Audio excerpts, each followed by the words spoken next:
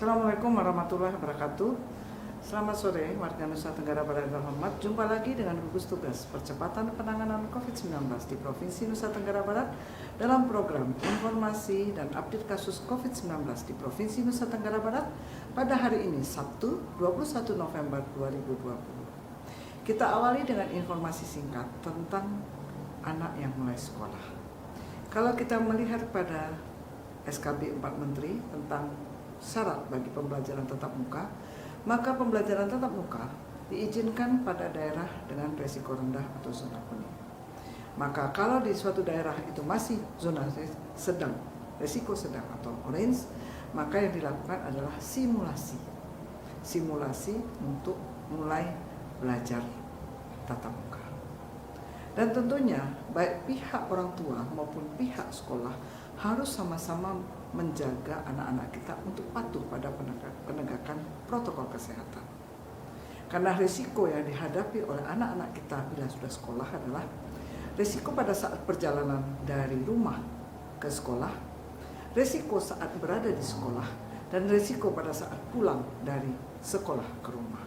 Karena itu orang tua jangan lelah untuk mengingatkan anak yang akan berangkat sekolah untuk mematuhi protokol kesehatan dimanapun dia berada, di perjalanan maupun di tempat belajar. Dan para guru juga mengingatkan anak-anak kita untuk patuh pada protokol kesehatan pada saat belajar maupun pada saat pulang ke rumah. Tidak hanya soal pakai masker, tapi lebih yang terutama adalah tidak berkerumun atau berada di keramaian. Itu adalah pesan utama bagi para orang tua yang anak-anaknya mulai simulasi belajar tatap muka agar anak-anak kita terhindar dari proses penularan COVID-19.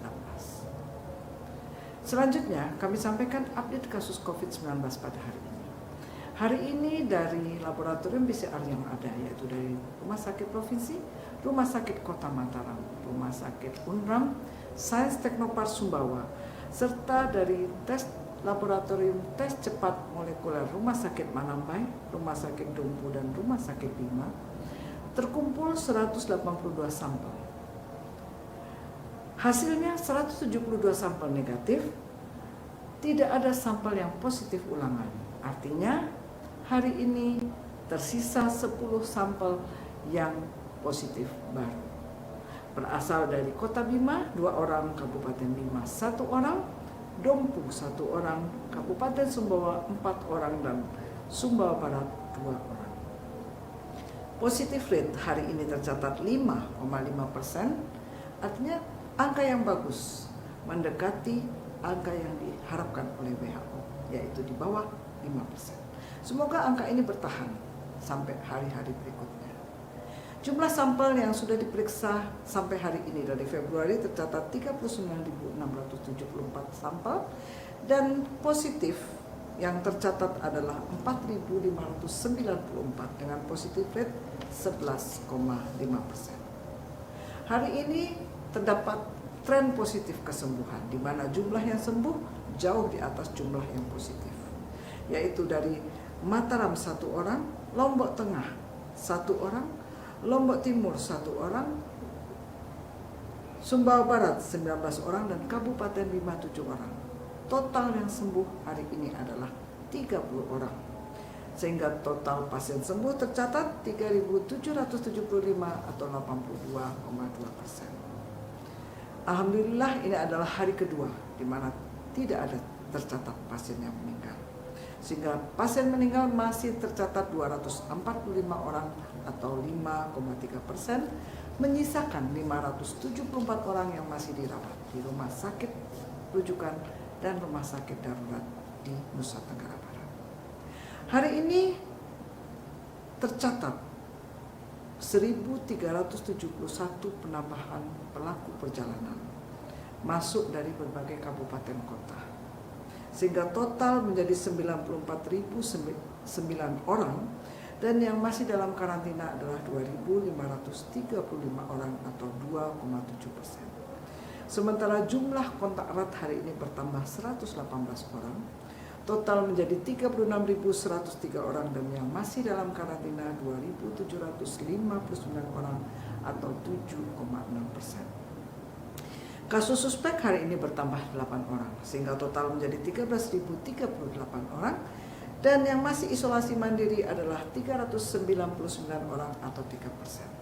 Sementara kasus berat yang saat ini dirawat dengan gejala COVID, tetapi hasil laboratoriumnya belum keluar, tercatat 47 orang. Sehingga pasien yang dirawat di rumah sakit, baik yang positif maupun yang probable, tercatat total 621 orang.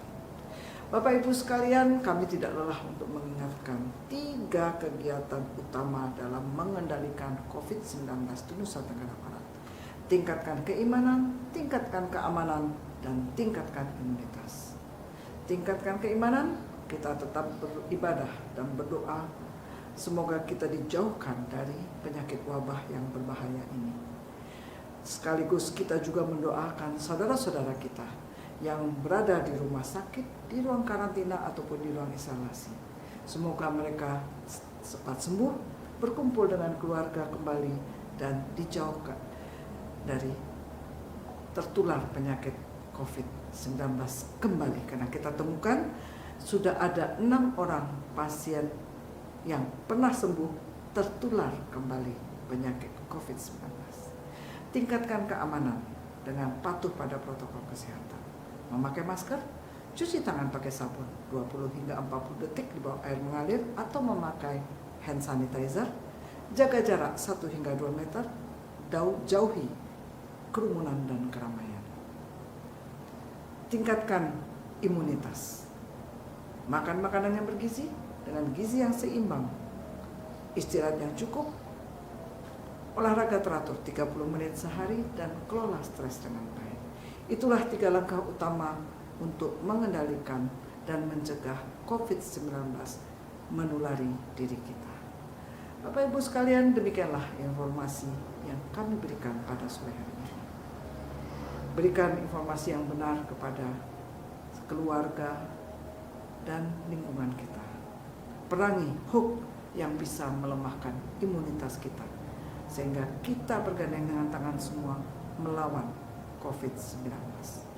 Satukan tekad menuju Indonesia sehat. Salam sehat Indonesia.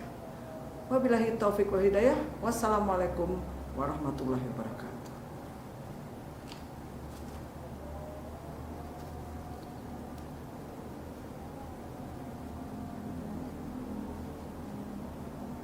Selamat sore.